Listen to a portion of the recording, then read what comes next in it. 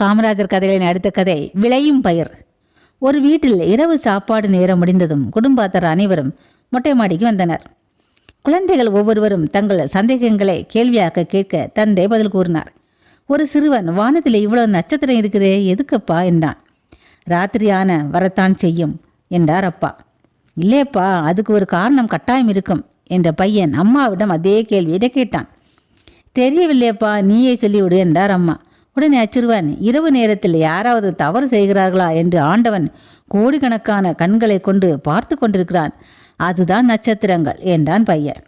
இப்படிப்பட்ட புத்திசாலி குழந்தையாக தான் பெருந்தலைவர் காமராஜர் வளர்ந்தார். காமராஜரின் தாய் மாமன் கருப்பையா நாடார். இவர் நாட்டாமை, கிராம முன்சிப்பு, கோவில் தர்மகர்த்தா என பல பதவிகளை வகித்தவர்.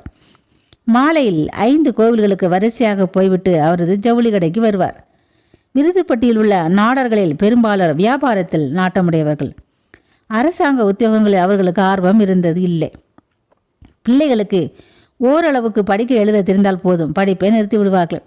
இந்த நிலையில் ஒரு நாள் அரசியல் பேச்சுக்களை காமராஜர் உன்னிப்பாக பார்த்து கொண்டிருந்த போது அவரது மாமா கருப்பையா நாடார் கவனித்து விட்டார்.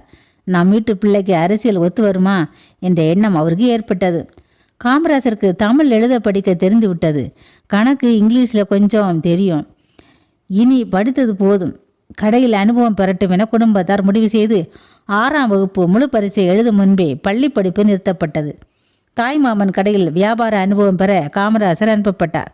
காமராஜர் படித்து ஆளாகி கடைக்கு போனதற்காக தெருவில் பெரியவர்கள் எல்லோரும் வாழ்த்தினார்கள்.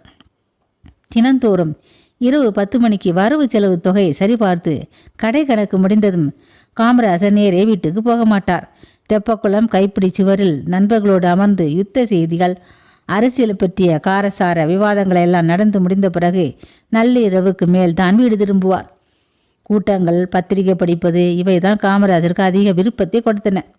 ஆனால் பெரியவர்கள் காமராஜரை கூட்டத்திற்கு போக விடாமல் தடுப்பதற்காக முயன்றனர்.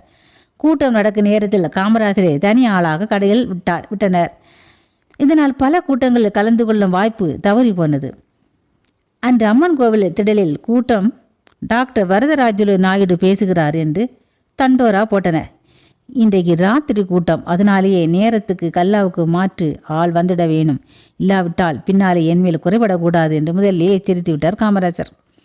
மாலை நேரம் கூட்டம் தொடங்கும் நேரமாகியும் மாற்ற ஆள் யாரும் வராததால் இருப்பு கொள்ளாத காமராஜர் கல்லாவை பூட்டிவிட்டு வீடு நோக்கி சென்று சாவியை வீசிவிட்டு போட்டல் நோக்கி சென்றார்.